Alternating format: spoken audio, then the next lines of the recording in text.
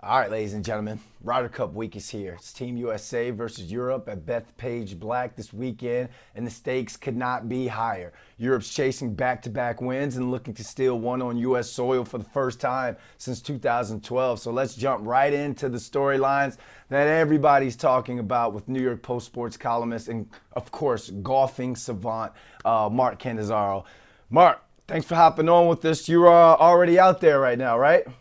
I am just got out this morning, and there's a few of the boys out playing, practicing right now, and it's going to be it's the calm before the storm out here right now, Brandon. All right, stop Because bragging, it's Mark. You get all the good assignments. But let's let's talk about the prize money first. The U.S. team has decided to pay each player a half a mil, while the European side is still playing for prize money only. Can you kind of break that down for me there? Like, does that change the vibe, the tradition, and even the expectations for Team USA? While I guess adding extra pressure on them as well.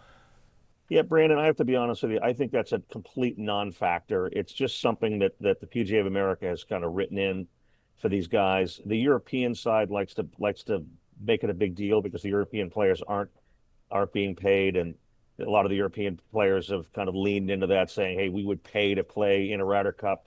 I know for a fact that these guys that are on the U.S. Ryder Cup team would pay to play on this team. That's how badly they want it.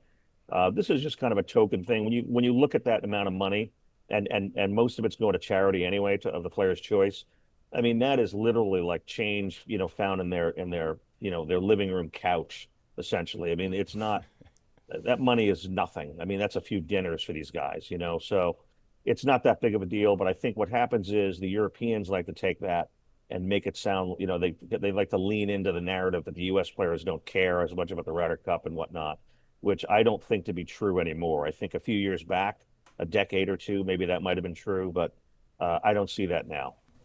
Well, Luke Donald has kind of voiced his concerns about how the U.S. crowd could maybe turn on the guys if the team underperforms, giving ticket prices and the pay, couch money to them, but not for your everyday person. So, do you think that's something we should keep an eye out for?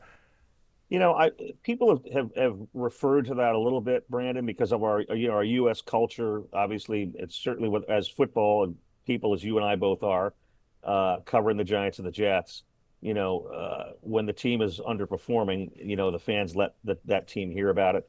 The golf is not necessarily a booing culture, if you will, as like as the norm. So, I don't really see that happening. Listen, 2 years ago in Rome, the U.S. lost the first session 4-0 in the foursomes in the alternate shot, and they were down 6.5 to 1.5 after the first day. If that happens here, I'm sure there's going to be a lot of restless customers here, but I don't really see a lot of booing and the fans, quote unquote, turning on the U.S. team. I think that's certainly something Luke Donald would like to see happen, but I don't see that happening here. All right. A couple weeks ago, we talked about Keegan Bradley having to make some painful captain's picks, and a lot of strong names out there got snubbed. But there's also been talk about Europe's continuity versus USA's roster changes. How much does continuity actually matter in the Ryder Cup, especially with like formats like foursomes and four balls? I think it's a big deal. As you referred to, Europe has 11 out of its 12 players returning from the 2023 team. And they also, what they did, which is a big deal, is they brought the captain, Luke Donald, back for a second term, which is pretty rare in this competition. The U.S. hasn't done it in decades. Um, so they clearly wanted an experienced captain on away soil, if you will. And to have 11 out of these 12 guys back, what I'm most fascinated to see is, to me, it seems like a no-brainer for Donald to just keep the pairings that he had in 23, which I think a lot of people expect him to do. Like, why mess up a good thing? Particularly in the foursomes, which is alternate shot, which is a very intricate format. Now, I'm curious if maybe analytics and people's form maybe change that a little bit this week, and he shakes it up a little bit. But if I'm Luke Donald, I'm rolling the same dudes out that went 4-0 on day one and session one in 2023. So I do think it's a big deal. The U.S. team has four rookies, first timers. European just has one, Rasmus Hogard, who's ironically his brother Nikolai was on that's the only flip is his brother Nikolai was on the team last time, and now he's not on that team, and Rasmus is on the team. So if I'm Europe, I got to be feeling pretty comfortable about coming in here with 11 out of the 12 guys that played, even though it was a home match 2 years ago. That continuity can't do nothing but help, in my opinion. So Team Europe has the continuity, but USA is playing on its home soil, and Bethpage Black is going to be packed, as you know, with some rowdy New York fans out there. So do you think that Team Europe's team is better prepared mentally for the atmosphere, given their experience? And who are the US guys that you feel like have shown that they can thrive in that type of stage with the pressure, and who do you think might crack? I don't really see anybody on the U.S. team that's going to crack. My prediction, weirdly, is that I feel like one of the rookies on the U.S. team, Ben Griffin, is a guy that I think has a chance to kind of break out as a rock star in this competition. He's kind of an unassuming guy, He not a lot of people in America know much of him, but he's won twice this year. He has, I believe, 11 top tens this year, which is second only to Scotty Scheffler, who has 17. In terms of that's remarkable consistency.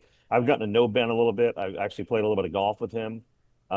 He is a fearless guy. I think he's going to thrive in this atmosphere. So he's a guy I can absolutely see breaking out. I can also see a JJ Spawn, who's the U.S. Open winner, as another guy that has a chance to kind of break out and become, he's having a magical year right now. So I could see him kind of, having a big week. Bryson DeChambeau for the U.S. I mean, he is the most polarizing figure on either team, and he's also not seen playing much because he's on Live Golf, the Saudi operation. So I think Bryson is going to be, people are going to be going nuts over Bryson. And I could see him having a huge week here as well. I don't really see anybody cracking. I just don't, on either team, I don't see that, to be honest with you. All right. Well, the odds and the props are favoring the U.S., but Europe gets to retain the cup, as you know, with the tie. So from what you've seen so far and heard, how tight do you expect this year's Ryder Cup to be? And is there a swing match or a moment that you think is going to decide it? It's hard to predict the swing match because we don't know the pairings, right? So I Okay. do think this is going to come down to the Sunday singles, which this has not come down to in a number of years.